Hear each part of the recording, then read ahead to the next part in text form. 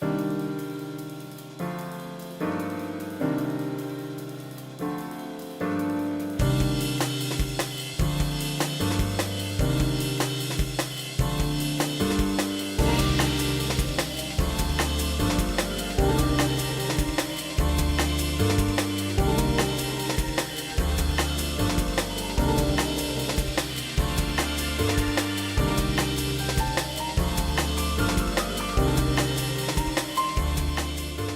you give us an idea of the range of digital material that you're showing here in the gallery? What's the scope of digital work that you're showing here? I'm very, very interested in what's happening when photography collided with the internet and various kinds of strange and interesting photographic practices that have opened up. We have people uploading millions of photos to Flickr every day, sharing them on Instagram. There's now a camera inside every mobile phone. So we're really interested in the way in which photography is both changing in its dissemination and the way we share it, but also changing other kinds of practices. Exhibiting digital work obviously involves a degree of investment in technology. What were your principal considerations when you were looking at what to choose, and what were the characteristics you were particularly looking for? Yeah, not many galleries have permanent digital displays for work in them. So I was very much thinking about, well, what can we do with the space downstairs? We didn't want a television stuck in the wall down there. So I was really interested in looking at all the different kinds of screen technologies which have changed dramatically in the last 10 years. And for me, it really needed to be something that was specifically screen and not projector based, because the projector takes it back to cinema and other sorts of traditions and doesn't really reflect the way in which images surround us in the city on these screens. So when looking for a video wall technology, I was very interested in how we can actually cover the wall with the screens, and so it stops being a picture frame but actually a surface on which images appear and disappear.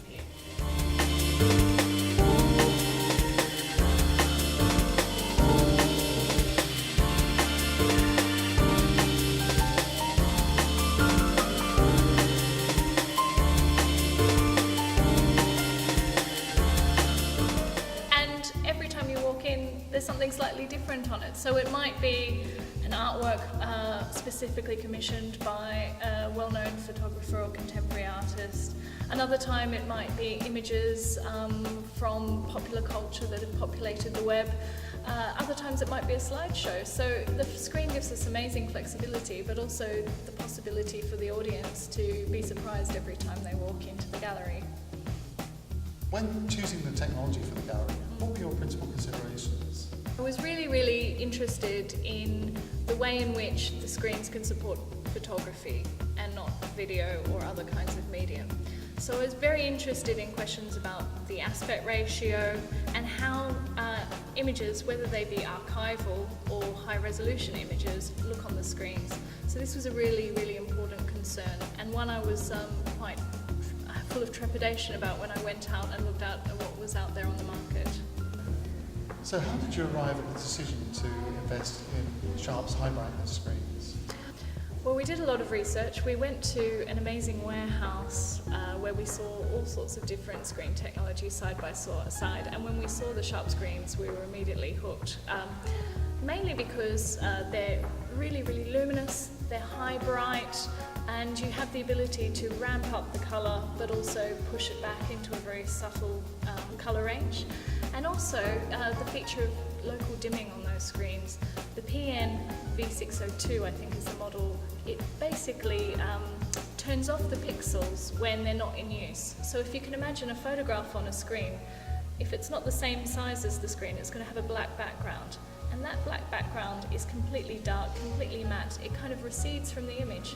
So it doesn't matter whether I have an 8x8 ratio image or a 16:9 image, because the background always recedes and the image comes forward as very luminous and very engaging in that way. Did you feel you had to make any compromises in your screen choice?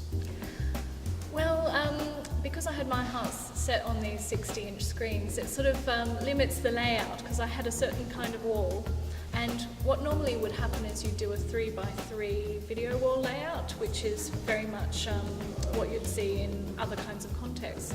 But because I only had a certain amount of space, I ended up with a 4x2 portrait video wall. But actually I think that works better because it responds more to the history of photography and medium format photography rather than the history of cinema and television. So why did you choose the high brightness option from Sharp? Well, we looked at two options from Sharp, the one with the high brightness and without, and actually looked at photographs on them.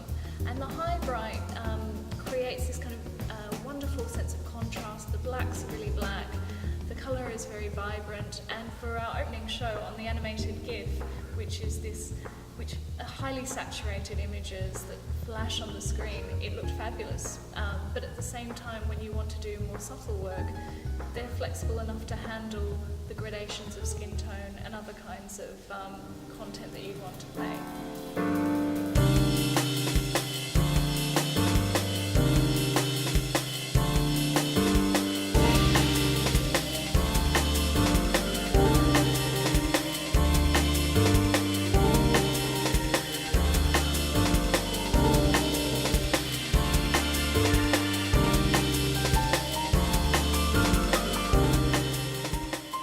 How much of a consideration were the operating costs of the screens?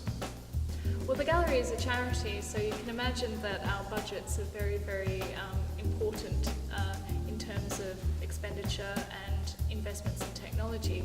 And the great thing about these screens is even though they're high bright over 1500 candelas, which would normally mean a huge power consumption, actually, because of the local dimming, if half the pixels are switched off, it operates at a much more energy and efficient level, saving us money in terms of electricity and running costs, which has been fantastic. What has the photographer's reaction been to seeing their work displayed on the screens? Well, I think I've worked with a variety of photographers and artists, and they've been really surprised at the quality that we're able to achieve through these screens. Susan Sloan showed her work here. She was very excited about the way in which the blacks created a kind of space in which she could bring her portraits forward and back on the screen. So they're excited about the possibility to play with it and get their hands on a technology which wouldn't normally be accessible to them. So how would you sum up the overall experience of moving to digital in the way that you have? Well, it's been a really interesting learning experience. Everyone in the gallery is obviously learning how we can work with this technology in new ways. We're very excited about the next year's program where we'll be thinking about how interactivity and other forms of image making will work with the wall. So we're really pleased to be able to be working with Sharp to help understand and develop the wall in new ways.